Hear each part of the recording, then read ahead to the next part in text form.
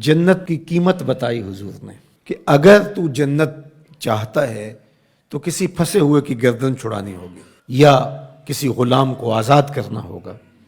اور اگر تیرے پاس یہ ہمت نہیں ہے، تیری مالی صورتحال ایسی نہیں ہے کہ تو غلام آزاد کر سکے، کسی مقروض کا قرض ادا کر کے کسی پھنسے ہوئے کی گردن چھڑا سکے، تو دو کام کر لینا، کسی بھوکے کو کھانا کھلا دینا، کسی پیاسے کو پانی پلا دینا۔ ان دو چیزوں کے بدلے کے اندر تیرا رب تجھ کو جنت عطا کرے گا۔ یہ سودا کوئی مہنگا تو نہیں ہے، کسی ضرورت مند کی ضرورت کو پورا کر دینا، کسی دکھیے کو، کسی پریشان حال کو، کسی مفلوق الحال کو، پیاس اور بھوک سے تڑپتے ہوئے شخص کی ضرورت کو پورا کر دینا،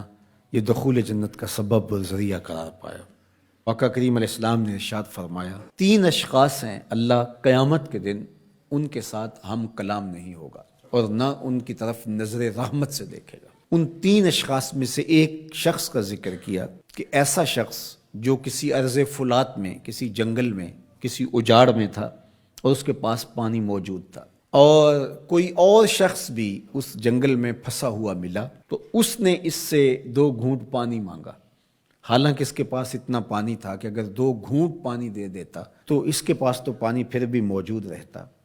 لیکن اس نے اس ڈر سے کہ ابھی میرا سفر لمبا ہے تو میں اس کو کیوں دوں،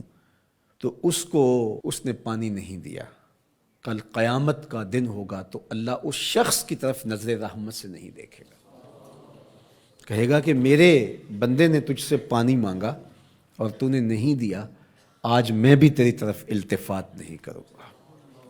تو اللہ کے بندوں سے پیار کرنا یہ اللہ سے پیار کی دلیل ہے، تو اللہ کے بندوں کی مدد، نصرت اور اعانت یہ اللہ کے حضور عقیدتوں کا اظہار اور محبتوں کا ذریعہ ہے۔ وہ لوگ جن کو اللہ نے توفیق دی اور ان کی ضرورت سے زیادہ مال دیا ہے تو وہ معاشرے کے لاچار، مجبور، بھوک، افلاس اور ننگ کے اندر مبتلا لوگوں کی ضرور مدد اور نصرت کیجیے۔ اس وقت دنیا بھوک اور افلاس کی طرف بڑھ رہی ہے۔ آمدہ اطلاعات کے مطابق ہماری ہمسائیگی میں افغانستان کے اندر 20 ملین لوگ، 2 کروڑ لوگ،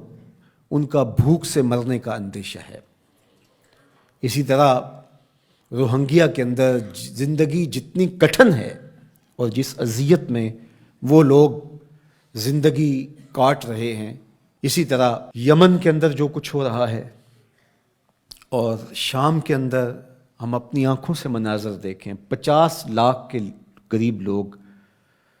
سخت سردی کے اندر اذیت میں پڑے ہوئے ہیں۔ زیادہ تعداد بچوں کی ہے اور یتیموں کی ہے، بیوگان کی ہے، بوڑھوں کی ہے، مفلوق الحال لوگ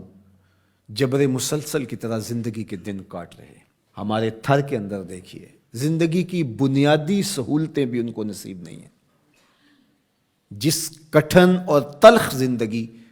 سے وہ لڑ رہے ہیں، وہ زندگی گزار نہیں رہے، زندگی کاٹ رہے ہیں۔ ان کی سانسیں نیزوں کی انیاں ہیں۔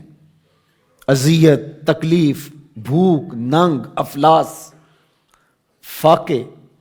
بے چینی، اضطراب، دکھ، محرومیاں، ذرا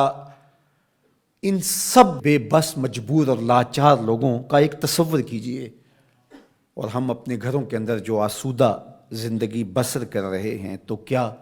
ہمارے اوپر لازم نہیں ہے کہ اللہ کا شکر بھی ادا کریں اور ان لوگوں کی مدد کے لیے مقدور بر اپنا کردار بھی ادا کریں؟